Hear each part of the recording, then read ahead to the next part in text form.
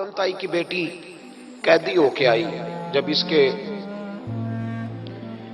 قبیلے پر، اس کے علاقے پر مسلمانوں نے حملہ کیا تو حاتم تائی کا جو بیٹا تھا عدی بن حاتم، وہ اپنی بہن سے کہنے لگا ہمیں پتہ ہے ہم مسلمانوں کا مقابلہ نہیں کر سکتے تو بھاگ جانے میں بہتری ہے، چلو بھاگ چلتے ہیں۔ تو بہن کہنے لگی بھائی تو نے بھاگنا ہے تو بھاگ جا، میں سردار کی بیٹی ہوں، میں قوم کے ساتھ جیوں گی، قوم کے ساتھ مروں گی، تو نے بھاگنا ہے تو بھاگ جا۔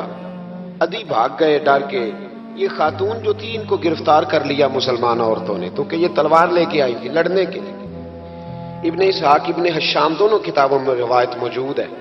یہ خاتون کہتی ہے کہ میں نے بڑے تگڑے سوال تیار کیے، کیونکہ معاذ اللہ ثم معاذ اللہ میرا خیال تھا وہ نبی نہیں، وہ بادشاہ ہیں، وہ ایک اسٹیٹ کے سربراہ ہے، وہ حکمران ہے، میں معاذ اللہ نبی نہیں۔ میں نے بڑے تگڑے سوال تیار کیے اور میں اپنے آپ سے کہہ رہی تھی میں ایسی ایسی باتیں کروں گی مسلمانوں کے نبی سے کہ انہیں جواب نہیں آئے گا، معاذ اللہ ثم معاذ، نقل کفر کفر نہ باشد۔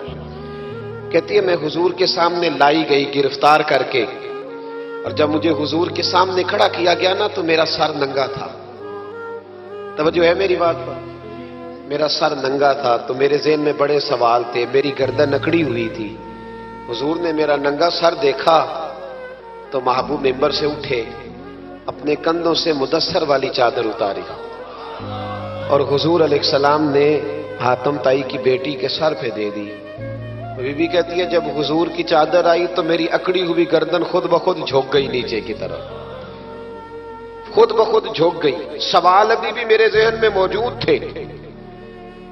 اتنے میں ایک صحابی حضور کی بارگاہ میں آئے اور عرض کرنے لگے یا رسول اللہ صلی اللہ علیہ وسلم یہ کافر کی بیٹی ہے، مشرک نجس ہوتا ہے، تو میں اپنی چادر نہ دے دوں، آپ اپنی لے لیں، کافر کی بیٹی ہے۔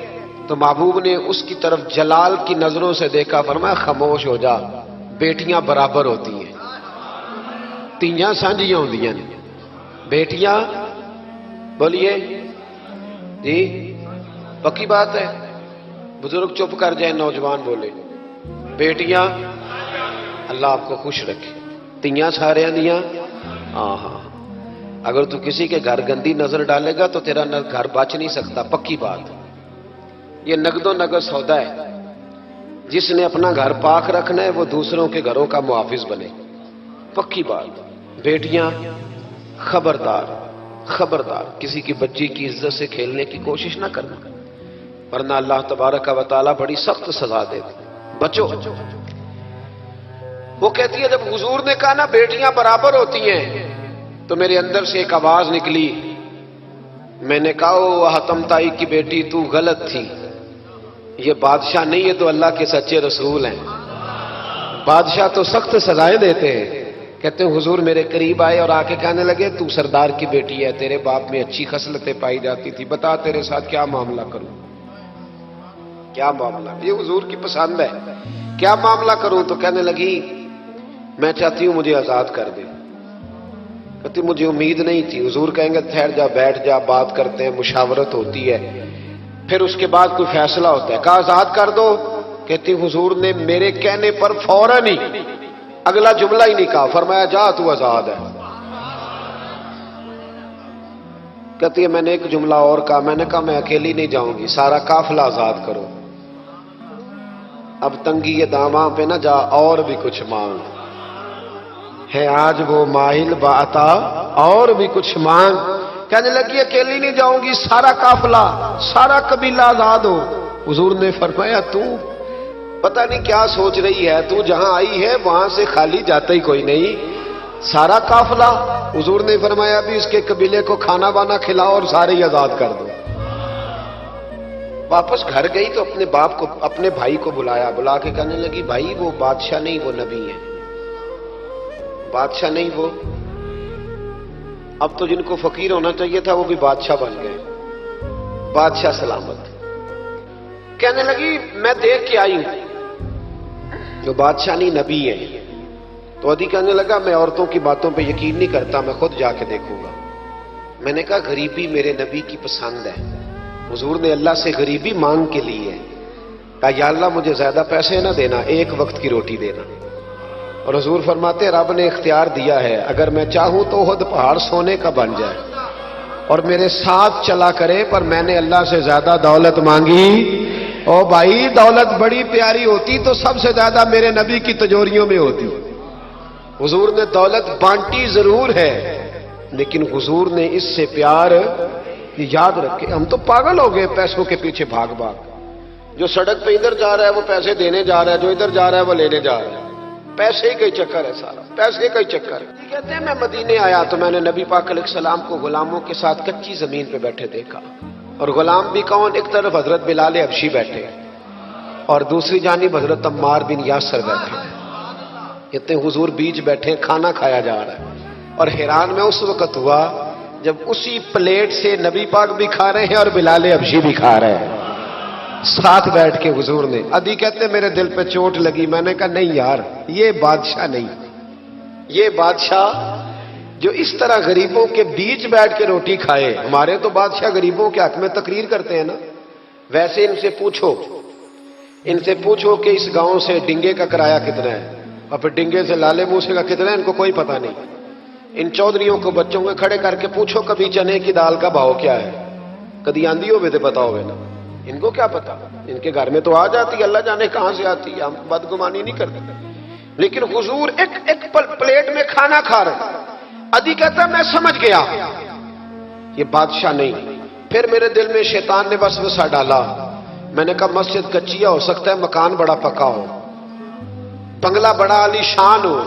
حضور کی عادت مبارکہ تھی جب کوئی مہمان آتا تھا تو یا مسجد میں اصحاب صفہ کے ساتھ رکھتے تھے یا کسی صحابی کو دے دیتے تھے، وہ اپنے گھر لے جاتے تھے۔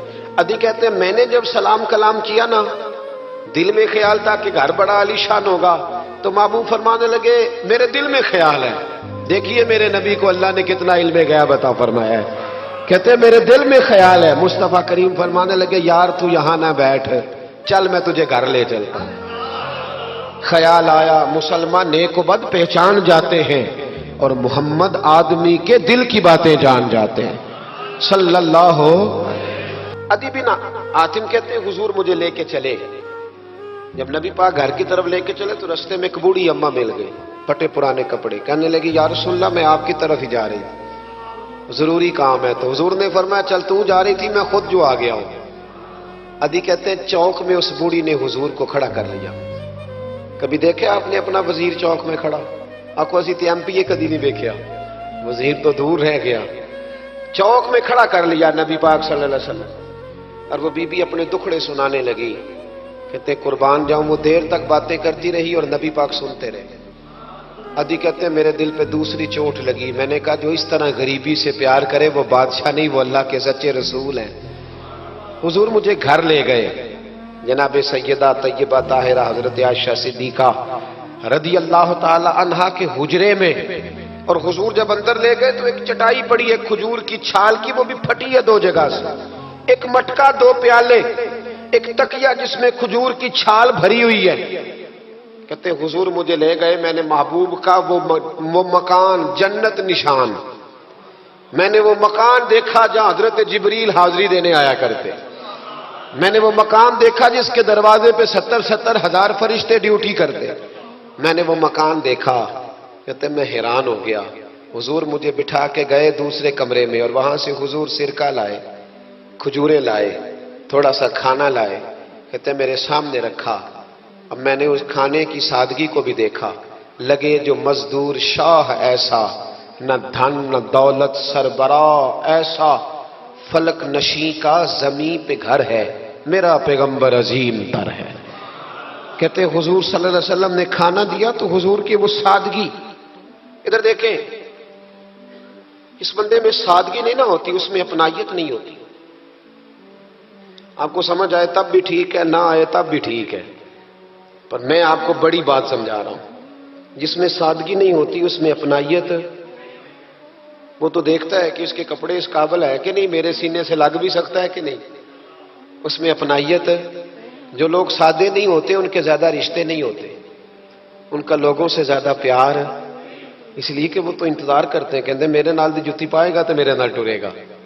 جو سادے ہوتے نا، سادے جو لوگ غریب پرور ہوتے، ان کے رشتے بڑے پیار، بڑا محبتیں، بڑی زمانہ ان سے بڑا وابستہ ہو جاتا ہے، اس لیے کہ وہ لوگوں کے قریب آ جاتا ہے، وہ نیچے اتر کر لوگوں سے ملتے گلتے، وہ یہ نہیں دیکھتے میرا قد کتنا بڑا ہے، وہ یہ دیکھتے ہیں یار سامنے والے کا پیار مجھ سے کتنا ہے۔ وہ نیچے اتر کر لوگوں سے کہتے ہیں نبی پاک علیہ الصلوۃ والسلام نے بڑا سادہ سا مجھے کھانا دیا، جب میں کھا چکا تو حضور فرمانے لگے سارا کچھ تو آپ نے دیکھ لیا، کیا پروگرام ہے، کب جانا ہے؟ آپ نے دیکھ لیا سارا کچھ، اگلا پروگرام بنائے۔ تو ادی کہتے ہیں میں دور بیٹھا تھا، میں اٹھ کے قریب آ گیا، میں نے کہا محبوبہ اب کہاں جانا ہے، مجھے کلمہ پڑھائے، میں مسلمان ہونا چاہتا ہوں۔ یہ غریبی حضور کی پسند ہے، تھوڑے پہ گزارا کرنا سیکھو۔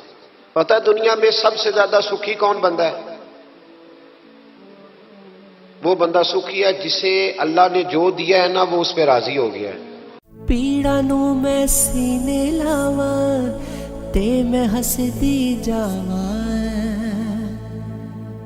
او پیڑاں نوں میں سینے لاواں تے میں ہسدی جاواں، دھوپاں دے نال لڑ لڑ کے میں لبیاں اپنیاں چھاواں، دکھ بھی اپنے سکھ بھی اپنے میں تے بس جانا، سب نو سمجھ کے کی کرنا ہے، دل نو اے سمجھاواں، تو جھوم جھوم جھوم، تو جھوم جھوم جھوم، میں دیوانی کچھ نہ جانا، مست ہو کے گاواں، دنیا راضی کر کے قبلے پھر بھی چین نہ آنا، ساری خوشیاں مل جامن تے پیچھے کی رہ جانا،